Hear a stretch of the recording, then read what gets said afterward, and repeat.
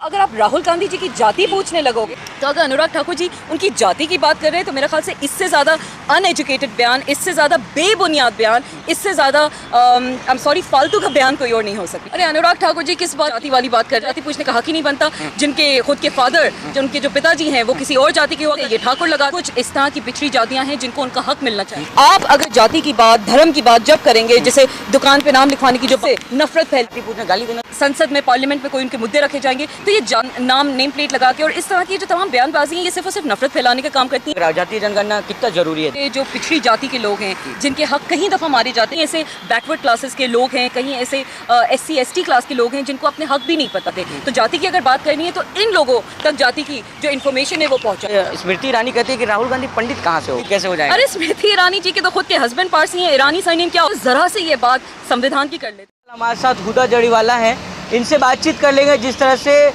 जो राहुल गांधी ने जातीय जनगणना की बात की, उसके बाद अनुराग ठाकुर ने कहा कि जिनकी जाति के बारे में पता नहीं है वो दूसरी की जनगणना कैसे करवाएंगे। इस मुद्दे को लेकर तमाम बवाल हो रहे हैं। कहा जा रहा है अनुराग ठाकुर ने जो leader of opposition Rahul Gandhi है उनको गाली दी है। इन तमाम मुद्दे पर चर्चा करेंगे हुदा जी से कि किस तरह से देख रही है, वही सच देख रहे हैं। राहुल गांधी की जाति पूछी जा रही है, आप कैसे देख रही हैं इसको? अनुराग ठाकुर के पूछ रहे हैं।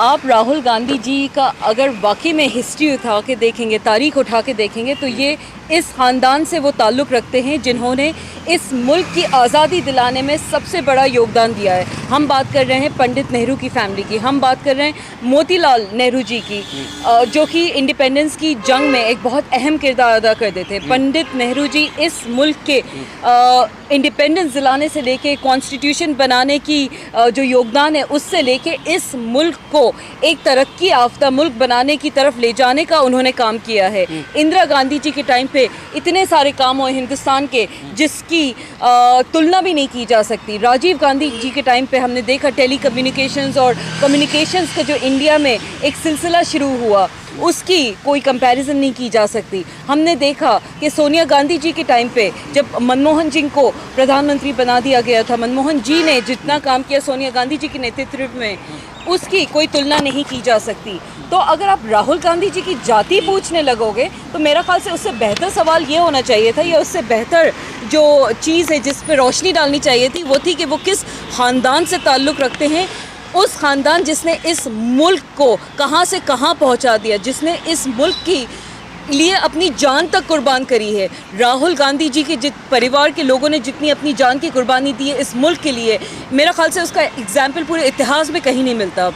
तो अगर अनुराग ठाकुर जी उनकी जाति की बात कर रहे हैं तो मेरा ख्याल से इससे ज़्यादा अनएजुकेटेड बयान, इससे ज़्यादा बेबुनियाद बयान, इससे ज़्यादा आई एम सॉरी फालतू का बयान कोई और नहीं हो सकता। क्या प्रधानमंत्री ने तारीफ की अनुराग ठाकुर के बयान को लेकर?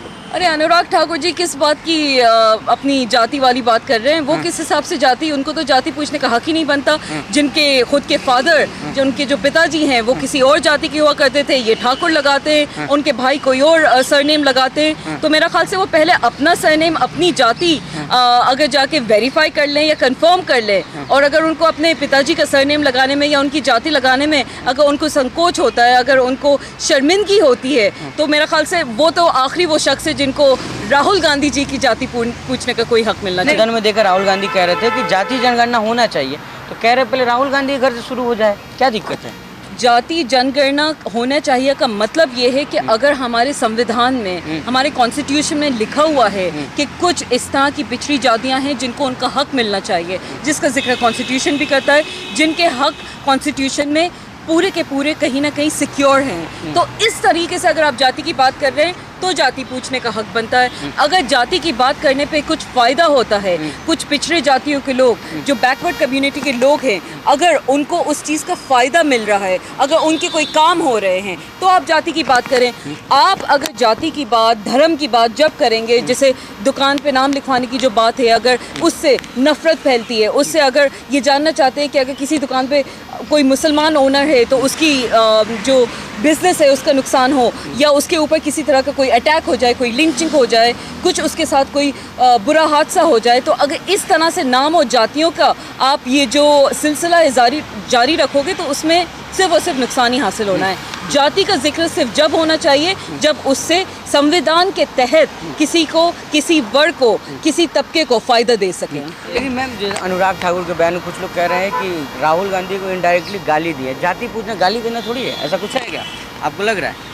देखिए, मेरा ख्याल से ये जाति पे अगर इतनी ज़्यादा मीडिया भी इस चीज़ को इतनी तवज्जो दे रही है, इतनी बयानबाजियाँ हो रही हैं, उस पर इतनी डिबेट्स हो रही हैं, उस पर इतना लोगों का ना मतलब फालतू का वक्त ख़राब हो रहा है, क्योंकि आप संविधान के अंदर अगर अनुराग ठाकुर जी जाति पे बात करते हैं, बजाय इसके कि वो लोगों की कोई मुद्दों की बात कर लें, अपने कॉन्स्टिट्यूएंसी के कोई मुद्दे उठा के रख दें, अपने लोगों की कोई बात कर लें, हिंदुस्तान के जो जनता है, आवाम की कोई बात कर लें, तो किसी तरीके का लोगों का आगे का काम होगा। संसद में, पार्लियामेंट में कोई उनके मुद्दे रखे जाएंगे। तो ये जाति करके नेम प्लेट लगा के और इस तरह की जो तमाम बयानबाजी हैं, ये सिर्फ और सिर्फ नफ़रत फैलाने का काम करती हैं, हमारा कीमती वोट्स को वेस्ट करती हैं और लोगों की जो काम के मुद्दे हैं, जो सही में पार्लियामेंट में डिस्कस होना चाहिए, वो नहीं हो पाते हैं। कि जिस तरह जाति जनगणना को लेकर के तमाम विपक्ष, जो इंडिया गठबंधन हो, चाहे आम आदमी पार्टी हो, समाजवादी पार्टी, अखिलेश यादव ने मुखर होकर बोला, क्या लग रहा है जातीय जनगणना कितना ज़रूरी है देश के लिए? देखिए, जाति जनगणना सिर्फ और सिर्फ जब होना चाहिए जब आप संविधान में जो दिए हुए जो पिछड़ी जाति के लोग हैं, जिनके हक कहीं दफ़ा मारे जाते हैं, क्योंकि वो होते पिछड़ी जाति के ज़रूर हैं, लेकिन कहीं ना कहीं वो उसका फ़ायदा नहीं उठा पाते। कहीं ऐसे बैकवर्ड क्लासेस के लोग हैं, कहीं ऐसे SC ST क्लास के लोग हैं जिनको अपने हक भी नहीं पता, जो जाके ना किसी गवर्नमेंट स्कूल में, किसी गवर्नमेंट कॉलेज में, किसी गवर्नमेंट पोजीशन पे और ना ही आगे जिस तरह की जो जाति से रिलेटेड उनकी जो हक होते हैं, उनको जो जॉब्स मिल सकती हैं, वो बेचारे वहाँ तक पहुँच भी नहीं पाते, वहाँ तक अप्लाई भी नहीं कर पाते। तो जाति की अगर बात करनी है तो इन लोगों तक जाति की जो इन्फॉर्मेशन है वो पहुँचाओ। इस लेवल पे आके, पार्लियामेंट में आके अगर आप जाति की बात करेंगे, अगर पार्लियामेंट में आके आप जाति को लेके नफरत फैलाने की बात करेंगे, फ़र्क करने की कोशिश करेंगे, तो इससे सिर्फ और सिर्फ नुकसान है। इससे कहीं जनता का कोई भला नहीं होने वाला और मेरे ख्याल से हमारा जो मुल्क है वो और पीछे चला जाता जाएगा। जिस तरह से अनुराग ठाकुर के बयान को लेकर भाजपा नेता कह रहे हैं कि अनुराग ठाकुर ने गलत कहा, अगर जातीय जनगणना होगा तो राहुल गांधी का भी तो होगा, तो पूछ लिया जाति, तो क्या दिक्कत है? अरे, आप जाति पूछ रहे हैं उस इंसान से जिसके पंडित नेहरू, जिसके ख़ानदान एक पंडितों का ख़ानदान है। अगर आपको जाति की ही बात करना है तो वो तो एक पंडित ख़ानदान से आते हैं, उनकी तो एक तरह से सबसे ऊंची जाति होना चाहिए अगर देखा जाए तो। फिरोज़ गांधी को ये लोग जो कहते हैं, एक प्रोपेगेंडा चलाया हुआ है इन्होंने कि फिरोज़ गांधी जी मुसलमान हुआ करते थे, वो पारसी थे, और अगर मुसलमान भी थे तो इसमें कोई समस्या नहीं है क्योंकि संविधान के हिसाब से कोई गलत नहीं है, लेकिन वो पारसी थे।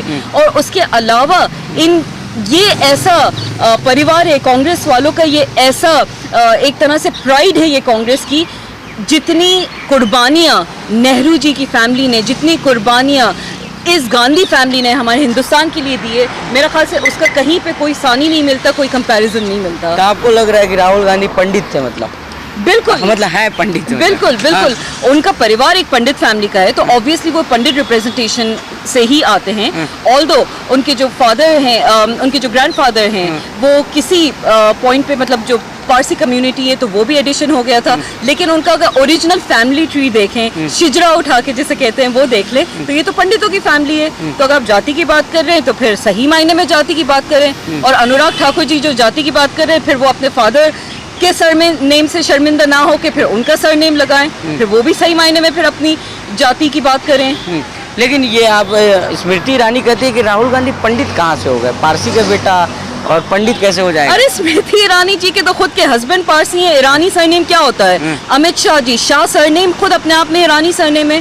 तो ये लोग तो जाति की बात करने को इनका तो कोई अधिकार ही नहीं है। जिस जाति की ये बात करते हैं, अगर जरा से ये बात संविधान की कर लेते, ज़रा से ये बात मुल्क के जो मसले मसाइल है उस पर कर लेते, तो मेरा ख्याल से तब मज़ा आता, तब कॉन्स्टिट्यूशन का जो सही मायने में इस्तेमाल होता, पार्लियामेंट का सही मायने में जो वक्त है उसका इस्तेमाल होता, लोगों की, जनता की बातें की जाती। ये जाति करके और इस तरह की ये बहसबाजी करके जिसमें आप सिर्फ दूसरी पार्टी को या दूसरे लीडर्स को नीचे दिखा रहे हो और जनता के कोई मुद्दे उठा नहीं रहे हो, तो ये जनता का टाइम वेस्ट करना हुआ, ये पार्लियामेंट का, हाउसेस का टाइम वेस्ट करने की बात होती है और इससे मुल्क आगे नहीं बढ़ेगा। बहुत शुक्रिया। तो ये थी हमारे साथ हुदा जो बातचीत कर रही थी, तमाम मुद्दों पर कह रही है कि जाति बताने से किसी को प्रॉब्लम नहीं, लेकिन इस तरह से टारगेट किया जा रहा है वो सही नहीं है। अनुराग ठाकुर को लेकर तमाम लोगों की प्रतिक्रिया आ रही है। उधर भी कह रही है कि अनुराग ठाकुर पहले अपना बताए कि वो किस जाति के हैं, क्योंकि उनके फादर जो है टाइटल अलग लगाते हैं, वो खुद ठाकुर लगा रहे हैं। आपकी क्या राय इस वीडियो पे हमें जरूर बताइएगा।